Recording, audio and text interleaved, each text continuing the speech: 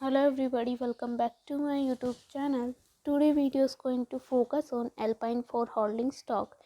It was one of the stock that we have covered in our recent video, and as this was the biggest one in terms of revenue, we thought let's have a look at them first, and after having done the analysis in them, we go to admit this a pretty interesting company with lots of interesting plans for the future. They want to grow their business significantly and the different ways that they want to achieve this. So we can easily see that the stock was trading at 2.11 US dollar at 0.030 US dollar, growing with 1.44% positive gaining. In 5 days time frame, the stock was trading at 0.09 US dollar losses with 4.09% negative loss.